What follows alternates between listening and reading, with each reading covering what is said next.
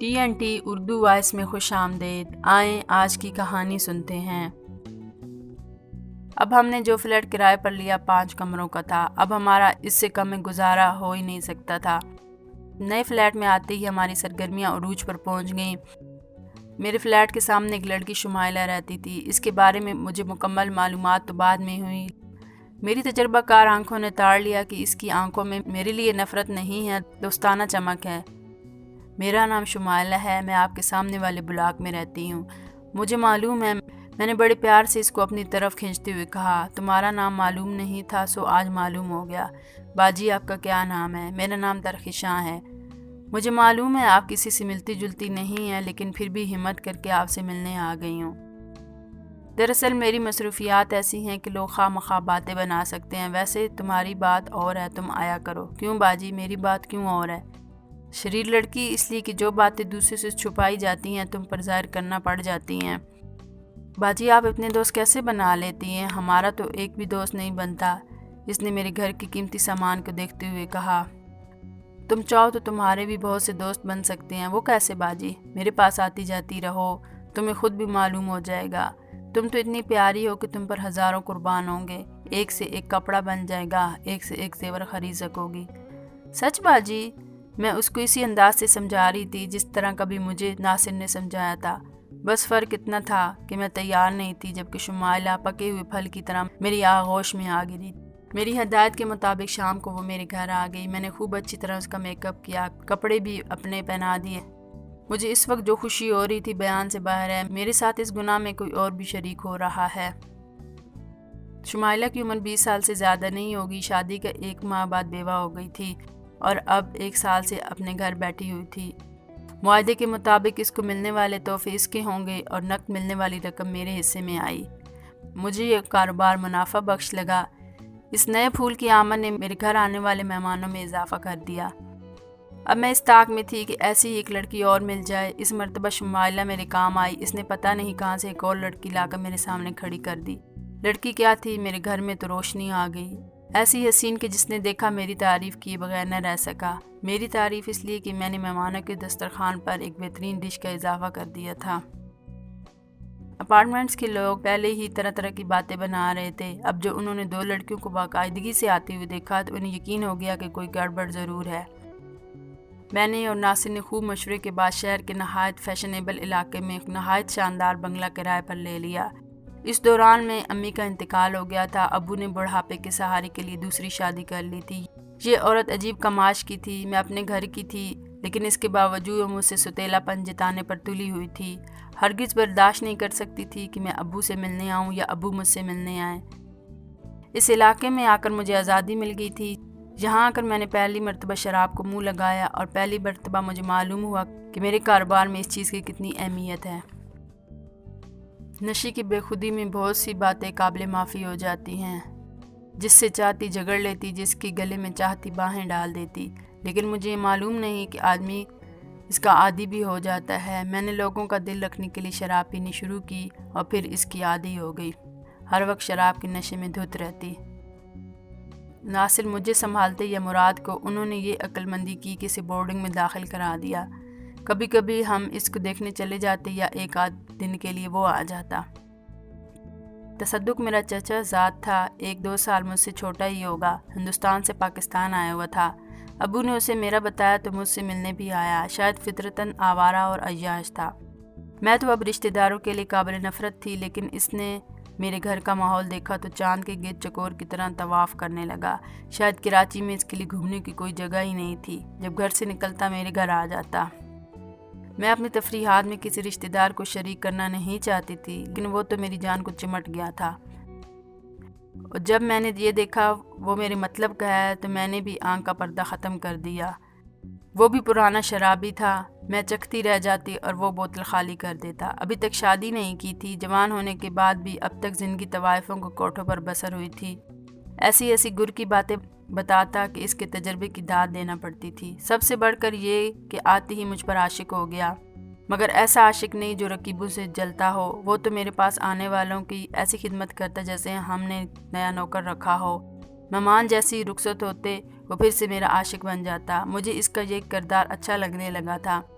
ہم نے یہ سوچ کر کوئی ملازم نہیں رکھا تھا کہ گھر کی بات باہر جائے گی، لیکن تصدق کے آنے کے بعد یہ کمی پوری ہو گئی۔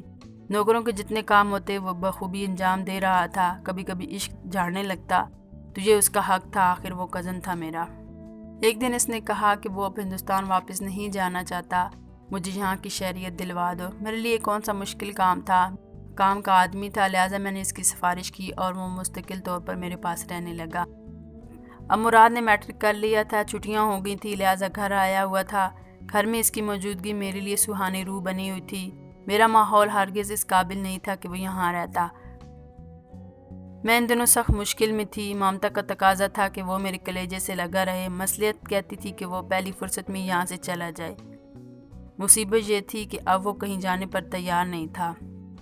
آخر سوچ بچار کے بعد میں نے اسے پڑھنے کے لیے باہر بھیج دیا۔ وہ لندن روانہ ہو گیا۔ میں ایئرپورٹ اسے چھوڑنے کے لیے گئی تو اس کی آنکھوں میں آنسو کی بجائے شکایت کے سائے لہرا رہے تھے۔ ممی، مجھے معلوم ہے آپ مجھے خود سے کیوں الگ کر رہی ہیں۔ کیا ایسا نہیں ہو سکتا آپ کے دوست آپ سے دور ہو جائیں تاکہ میں قریب آ جاؤں؟ میں نے اس سے وعدہ کیا کہ اس کی خاطر اپنی سوشل لائف ختم کر لوں گی۔ وہ پڑھ کر آئے گا تو وہ قریب ہوگا، باقی سب دور ہو چکے ہوں گے۔ وقت گزرتا رہا، مراد کے خط برابر آ رہے تھے۔ وہ ہر خط میں مجھے نصیحتیں کر رہا تھا۔ مراد نے تعلیم مکمل کر لی تھی، اب وہ مزید تعلیم حاصل کرنے امریکہ چلا گیا۔ اس دوران وہ ایک مرتبہ پاکستان نہیں آیا۔ میری آنکھیں سے دیکھنے کو ترس رہی تھی۔ میں بڑھاپے کی طرف بڑھنے لگی تھی۔ گھر میں 4 نوعمر لڑکیاں موجود تھیں۔ اب میرے ہی دوست مجھے نظر انداز کر کے ان لڑکیوں کے ناز نخرے اٹھاتے تو میرے دل پر گھونسا لگتا، لیکن ایسا تو ہونا ہی تھا۔ ایک تصدق تھا جو بڑی وفاداری سے میری خدمت کر رہا تھا۔ اب تو ناصر بھی ان لڑکیوں کے آگے پیچھے رہتا تھا کہ کہیں وہ خفا ہو کر یہاں سے چلی نہ جائیں۔ بہت دن بعد مراد کا خط آیا۔ اس نے گرین کارڈ کے چکر میں کسی امریکن لڑکی سے شادی کر لی تھی۔ یہ ڈرامہ اتنا طول کھینچ جائے گا یہ شاید ناصر کو بھی معلوم نہیں تھا۔ اب ہمیں واپسی کا راستہ نہیں مل رہا تھا۔ ایسے خطرناک اور با اثر لوگوں سے واسطہ تھا کہ ہم انہیں اس وقت تک نہیں چھوڑ سکتے تھے جب تک وہ خود ہمیں نہ چھوڑ جائیں۔ اب تو میری یہ حیثیت تھی کہ پورے گھر پر ان لڑکیوں کا راج تھا۔ میں تو دروازہ کھولنے اور بند کرنے کے لیے رہ گئی تھی۔ میں نے اور ناصر نے بہت دیر تک بیٹھ کر اس مسئلے پر غور کیا۔ ہمیں سوچنا یہ تھا کہ کس طرح ان لوگوں کے چنگل سے نکلا جائے۔ اب یہی ہو سکتا تھا کہ ہم خاموشی سے یہ ملک چھوڑ دیں۔ ملک چھوڑ کر جائیں گے کہاں؟ میں نے کہا، یہ تم مجھ پر چھوڑ دو، بس تم ایسا کرو کہ جتنا کیش ہے مجھے دے دو، میں باہر منتقل کر دوں، یہ دولت تو محفوظ ہو جائے۔ یہ فیصلہ اتنا رازداری سے ہوا کہ میں نے کسی سے مشورہ تک نہیں کیا، حتیٰ تک کہ تصدق کو بھی خبر نہیں ہونے دی۔ جتنی رقم بینک میں تھی اور جتنی گھر میں تھی سب اس کے حوالے کر دی۔ اس نے وہ زیور بھی بیچ دیا جو میرے لاکر میں رکھا ہوا تھا۔ صرف اتنا زیور رہ گیا جسے بیچ کر میں جب ضرورت ہو پاکستان چھوڑ دوں۔ ناصر کے جانے کے بعد میری شب و روز کا عالم وہی رہا تھا۔ مصلحتاً کا تقاضا یہی تھا جب تک ناصر کا خط نہیں آ جاتا میں ان لوگوں سے بنا کر رکھوں۔ وقت کتنا بے درد ہوتا ہے، لوگ کتنی جلدی آنکھیں پھیر لیتے ہیں۔ کہیں مہینے گزر گیا تو مجھے تشویش ہوئی، ناصر کا کوئی خط نہیں آیا۔ وہ کس ملک میں ہوگا؟ اگر کام نہیں بن رہا تو اطلاع تو کرے۔ مجھے تو یہ بھی معلوم نہیں کہ وہ کہاں گیا ہے، ورنہ میں سے خود ڈھونڈنے نکل جاتی۔ میرے دل میں طرح طرح کے خیالات آنے لگے کہ اس نے بھی تو آنکھیں نہیں بدل لیں، اس نے بھی سوچ لیا ہو کہ میں اب اس کے لیے بیکار ہو گئی ہوں، اسے کما کر نہیں دے سکتی، وہ میری ساری دولت لوٹ کر لے گیا۔ نہیں، وہ ایسا نہیں کر سکتا۔ کیوں نہیں کر سکتا؟ جب وہ شور ہوتے ہوئے غیر مردوں کے حوالے کر سکتا ہے تو یہ کیوں نہیں کر سکتا؟ مجھے تو پہلے ہی سوچ لینا چاہیے تھا۔ بے وفائی تو اس کی اسی دن ظاہر ہو گئی تھی جب اس نے مجھے اکمل کے حوالے کیا تھا۔ لوگ تو اپنی عزت کے لیے جان دے دیتے ہیں، وہ کیسا مرد تھا؟ جس کے لیے کمایا تھا وہ لوٹ کر لے گیا۔ میں اپنی قسمت پر آنسو بہا رہی کہ بیل کی آواز پر تصدق اٹھ کر گیا۔ واپس آیا تو اس کے ہاتھ میں خط تھا۔ میں یہی سمجھی کہ ناصر کو میری یاد آ گئی۔ خط کھولا تو معلوم مراد کا تھا۔ اس نے لکھا تھا 2 مہینے بعد جب بچوں کی اسکول کی چھٹیاں ہوں گی تو اپنی بیوی اور بچوں کے ساتھ مجھ سے ملنے آئے گا۔ میرے غیرت مند بیٹے، خدا تیری بیوی پر میرا پرچھاواں نہ ڈالے۔ تو اکیلا آتا تو اچھا تھا، خیر آ ہی رہا ہے تو میں ان 2 مہینوں میں اپنی زندگی تیرے لائق بنا لوں گی۔ آج سے میرے گھر میں بے غیرتی کا کوئی کھیل نہیں کھیلا جائے گا۔ تصدق۔ جی درخشاں، آج سے اس گھر کے دروازے سب کے لیے بند ہیں، کوئی بھی آئے تو دروازہ مت کھولنا، ٹیلی فون پر بھی تم بیٹھنا۔ آج سے میں باعزت زندگی گزاروں گی۔ کیا غضب کر رہی ہو درخشاں، ہم اتنی دشمنیاں جھیل نہیں سکیں گے، اتنا جذباتی فیصلہ مت کرو۔ میں پھوٹ پھوٹ کر رونے لگی۔ آج مجھے ابو بہت یاد آ رہے تھے۔ کہیں مہینے پہلے ہند کا انتقال ہو گیا تھا۔ میں سوچ رہی تھی اگر آج وہ زندہ ہوتے تو انہیں اپنے گھر بلا لیتی، ان سے کہتی اپنی بچی کو ان خونخوار بھیڑیوں سے نجات دلا دو۔ تصدق نے دروازے پر تالا ڈالا اور کرسی ڈال کر بیٹھ گیا۔ سب سے پہلے وہ 4 لڑکیاں آئیں جو ہر شام آیا کرتی تھی۔ انہوں نے بیل پر ہاتھ رکھا اور تصدق نے اندر سے ان کو للکارا، بغیرتوں، اب کوئی اور گھر دیکھو، اگر اب یہاں آئی تو ٹانگیں توڑ دوں گا۔ تصدق تیرا دماغ تو ٹھیک ہے، دروازہ کھول، جاتی ہو یا میں باہر آؤں؟ بات کیا ہے تصدق، اندر کیا ہو رہا ہے؟ درخشاں نے شریفانہ زندگی اختیار کر لی ہے، اب تمہارا اس کا کوئی ساتھ نہیں۔ سوچ لینا ہم اپنی بے عزتی کا بدلہ ضرور لیں گے، بے عزتی ان کی ہوتی ہے جن کی عزت ہو۔ لڑکیاں دھمکی دیتی ہوئی چلی گئیں۔ رات ہوئی تو مہمانوں کی آمد شروع ہو گئی۔ یہ اتنے بڑے بڑے لوگ تھے کہ تصدق خود ان سے ڈرتا تھا، انہیں اس بری طرح سے نہیں جھاڑ سکتا تھا جس طرح اس نے لڑکیوں کو جھاڑا تھا، لیکن اندر انہیں بھی نہیں آنے دیا۔ سب کو یہ پیغام دیتا رہا کہ درخشاں نے اب توبہ کر لیا، لہٰذا اب یہاں داخلہ بند۔ 2-4 دن آنے جانے والے آتے رہے اور پھر سب نے آنا بند کر دیا۔ جسے خود تعجب ہو رہا تھا وہ خواہ مخواہ ڈر رہا تھا، کچھ بھی نہیں ہوا اور سب سے جان چھوٹ گئی۔ دوپہر کا وقت تھا، تصدق سونے کے لیٹ گیا اور میں ٹی وی دیکھ رہی تھی کہ بیل کی آواز سنائی دی۔ میں خود ہی دروازے پر چلی گئی۔ دروازے پر 4 آدمی کھڑے تھے، ان میں سے ایک کے ہاتھ میں تسبیح تھی اور منہ ہی منہ میں کچھ پڑھ رہا تھا۔ تیری توبہ خدا نے قبول کر لی ہے، ہمیں بشارت ہوئی ہے کہ ہم تیرے ہاتھ کا پکا ہوا کھانا کھائیں تاکہ خدا تیرے مال کو پاک کر دے۔ بول کھلائے گی کھانا؟ میں ان 4 کو بڑے احترام کے ساتھ اندر لائی، بڑی عزت سے انہیں بٹھایا۔ میں آپ کے لیے کھانا پکاتی ہوں، آپ آرام سے تشریف رکھیں، میں نے کہا۔ ابھی میں ان کے سامنے سے اٹھنے ہی والی تھی کہ انہوں نے میرے سامنے اپنی داڑیاں نوچ کر جیب میں رکھ لیں اور پسٹل نکال لیے۔ خبردار اپنی جگہ سے مت ہلنا۔ ان میں سے ایک نے اپنے پیٹ کے ساتھ بندھی ہوئی رسی کھولی اور مجھے اس کرسی کے ساتھ جکڑ دیا جس پر میں بیٹھی ہوئی تھی۔ الماریوں کی چابیاں کہاں ہیں؟ اس وقت تصدق آنکھیں ملتا ہوا کمرے میں داخل ہوا اور پکڑا گیا۔ وہ مجھے دوسرے کمرے میں لے آئے، میں نے چابیاں ان کے حوالے کر دیں۔ انہوں نے جو کچھ تھا تھیلیوں میں بھر لیا، اس کے بعد انہوں نے مجھے بھی باندھ دیا اور ان میں سے ایک آدمی ٹرک لینے چلا گیا۔ دروازے پر ٹرک آ گیا اور گھر کا سامان اسی طرح اٹھا کر باہر لے جانے لگے جیسے ہم مکان شفٹ کر رہے ہیں۔ میں نے کتنے ارمانوں سے یہ قیمتی فرنیچر جمع کیا تھا، ان کے جانے کے بعد دیواروں کے سوا کمروں میں کچھ نہیں رہ گیا تھا۔ ہم نے کسی نہ کسی طرح خود کو رسیوں سے آزاد کیا۔ باہر جا کر دیکھا، گلی میں سناٹے کے سوا کچھ بھی نہیں تھا۔ جب آدمی توبہ کرتا ہے تو اسے ان امتحانوں سے گزرنا ہی پڑتا ہے۔ یہ ڈاکو نہیں تھا درخشاں، یہ تم سے بدلہ لیا گیا ہے۔ درخشاں اب کیا ہوگا؟ وہ تو ایک کٹورا بھی چھوڑ کر نہیں گیا۔ تم فکر مت کرو، ابھی اس بنگلے میں 3 مہینے تک رہ سکتے۔ اس کے علاوہ میرے ذاتی اکاؤنٹ میں 10-15 ہزار کی رقم پڑی ہے، گھر کا خرچ چل ہی جائے گا۔ میرے اکاؤنٹ میں 17,000 روپے تھے جو میں نے نکلوا لیے۔ اسی دن میں کچھ برتن اور سونے کے لیے 2 چارپائیاں لے آئیں۔